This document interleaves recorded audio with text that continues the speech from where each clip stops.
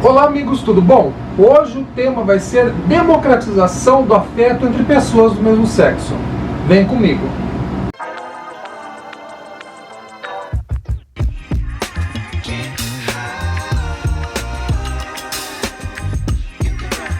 Eu acabo de completar 45 anos em novembro de 2025 e nesse período dos 45 anos, lógico, quando eu era criança eu não me lembro, né?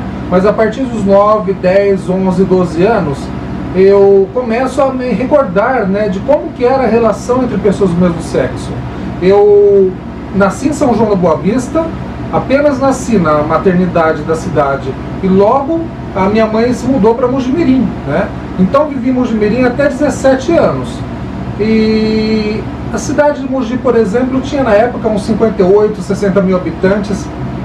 Era uma cidade muito conservadora, como ainda até hoje é, né, se coloca. E não era comum ver casais do mesmo sexo, né? Aliás, homossexuais só havia em salão de cabeleireiro, cortando o cabelo, ou transexuais nas rodovias. Próximo à rodoviária lá ficavam várias transexuais, travestis, né, fazendo programa.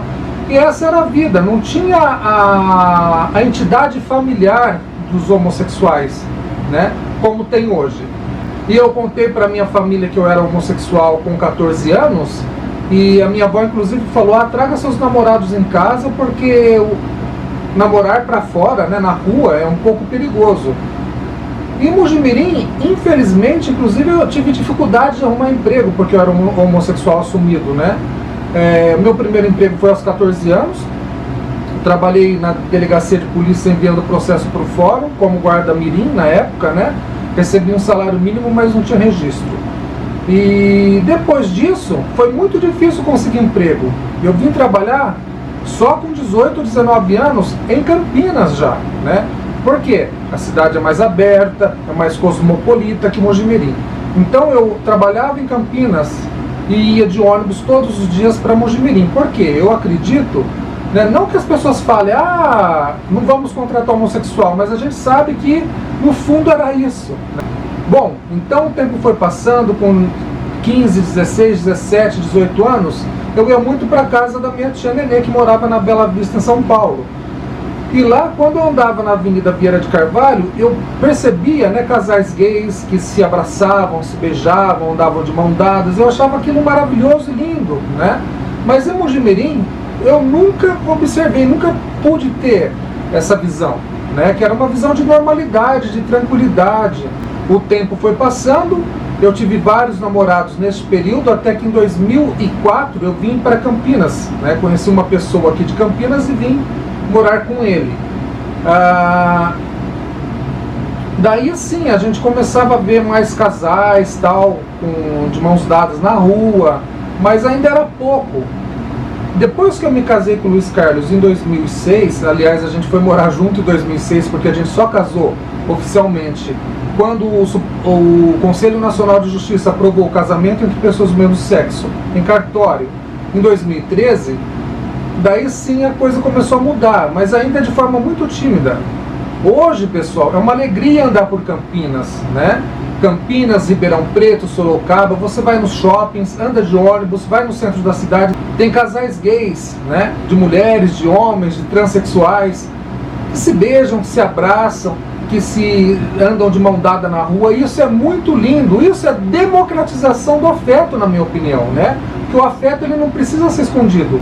Por exemplo, um casal, seja hétero ou homossexual, ficar no ponto de ônibus se esfregando, né, com pênis duro, à mostra. Isso, lógico que para mim ainda é muito pesado. E nós só conseguimos esse avanço fenomenal a partir do momento que o Supremo Tribunal Federal entrou na luta pelos LGBTs, né? Em 2011 aprovou o relacionamento entre pessoas do mesmo sexo como entidades familiares, né? Então está na Constituição uma súmula vinculante à Constituição dizendo que casais do mesmo sexo formam família. Agora, o que a igreja diz, o que as pessoas preconceituosas dizem, não importa mais, porque está na lei, está na Constituição Federal do Brasil. A partir de 2013, o Conselho Nacional de Justiça obrigou os cartórios, com base nesse julgamento de 2011, a consolidar o casamento entre pessoas do mesmo sexo. Aí que eu me casei com o Luiz Carlos, né, em 2013. Até que em 2019, sob o governo Bolsonaro, o STF aprovou a lei de racismo, que também serviria para crimes de homofobia, né?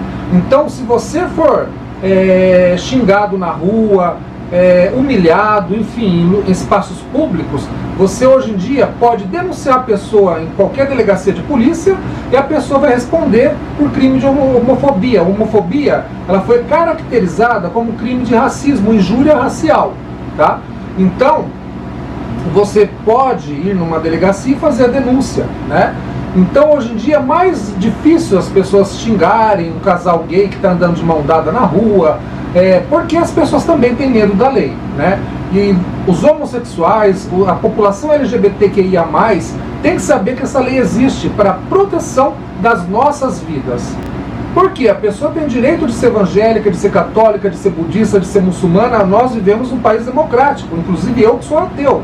E meu esposo que é kardecista, né, espírita. A sua opinião deve ser guardada para você. Expresse-a dentro da sua casa, dentro da sua família, mas não em espaço público. Espaço público é para todos. E todos merecem respeito. Então é isso, pessoal. Hoje em dia eu fico muito feliz de ver casais se abraçando, se beijando, de mãos dadas em shoppings, ruas, ônibus, em transporte público, enfim. Em todos os meios possíveis e imagináveis, inclusive em países da América Latina, como a Argentina, Buenos Aires, que a gente vai bastante, Santiago do Chile, eu vi alguns casais gays lá também de mão dadas. Diversidade sexual, a gente vê por aqui. Tchau, pessoal, até a próxima.